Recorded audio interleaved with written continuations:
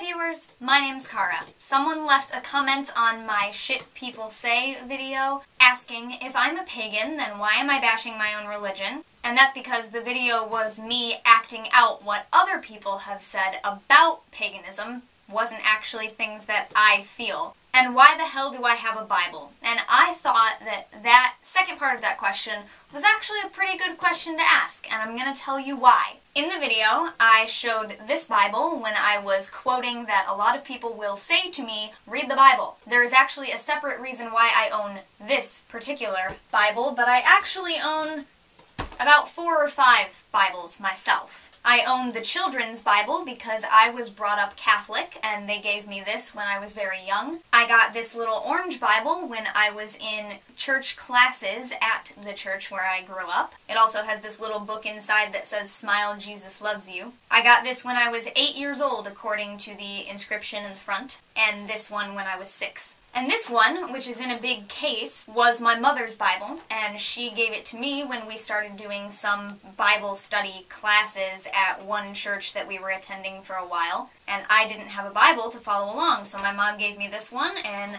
I got a little carrying case for it. So the first reason that I own several Bibles is because, as I said, I was raised by a Catholic family. My mother no longer attends the Catholic Church and considers herself mostly just Christian, but that is a big reason why I have that, and as you can see from some other pictures that I will put in here, there is still a lot of influence from my family that is very Christian-based. Decorations in our homes and whatnot. Ding! The second reason I own a Bible goes along with this Bible in particular, this one and this one. These are Gideon's International Bibles, and these are given out for free. They have people go around to different locations and just hand them out to you, and the green one is because I got it at college. They come to campus every now and again and hand you one as you walk into the dining hall, and if you tell them you already have one, they hand you 3 more and tell you to hand them out. So I had this one with me at college when I recorded that video because that's where it was given to me. The third reason that I had this Bible with me at college, besides getting it there, was that in my senior year of college, I played the character of Mother Teresa in the play The Last Days of Judas Iscariot. It's a play that is very much based on the text of the Bible in a loose way. It tells the story of Judas Iscariot, and the play is in the context of his trial. We are all in purgatory, sitting at his trial as members of the jury. I was also Mother Teresa as a witness. So while we were working on that show, a lot of us started rereading the Bible so that we could understand a few more of the specific quotes and references that the play makes. It just helps us to act better if we understand all of the little things that are going on in it. So I started rereading this while I was doing that play, although I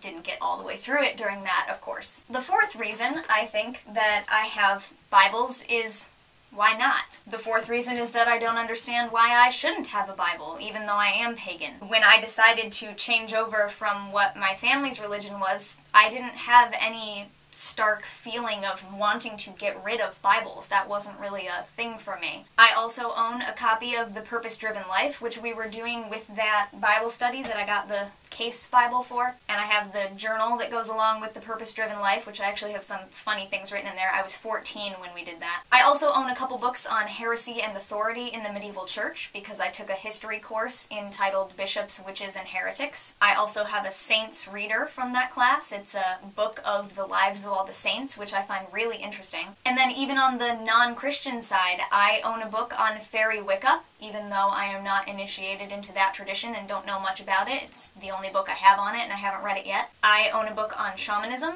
I also own the Tibetan Book of the Dead. I own Chicken Soup for the Teenage Soul, even though I am no longer a teenager. I own the entire Twilight series, even though I'm not particularly a big fan. And I own a guidebook to London, even though I'm not a Londoner, and I was only there for a week, and I didn't bring that book with me anyway. My mom owns a lot of books on paganism, even though she is a Christian, and my boyfriend, who is an atheist, owns a Bible. I don't think there's anything particularly wrong with you not having a Bible. I just think that if you've happened to end up with a Bible, I don't think that means that you are no longer an adherent of your non-Christian faith. I haven't had that much time in my life to just go ahead and read the holy books of other religions, but I think doing things like that when you can is really important because, at least for me, I feel that my path and my worldview is helped by understanding other people's faiths as well as my own, because the more I learn about other people's faiths, the more I can either say that my personal views agree with that,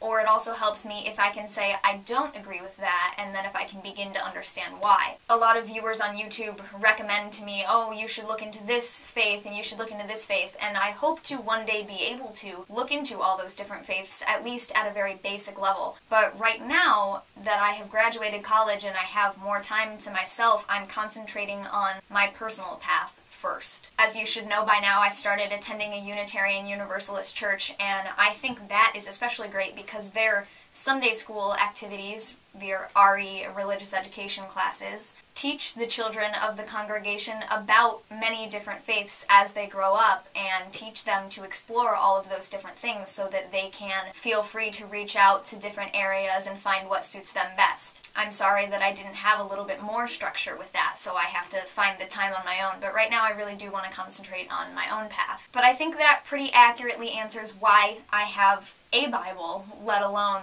4. I would not have gone out and purchased a Bible by any means. I never felt the need to have one, but since I ended up having them, I just don't see a reason to not have them. So I hope that answers that question, and I hope you enjoyed this video. I will see you next time. Thank you very much for watching. Blessed be, and goodbye.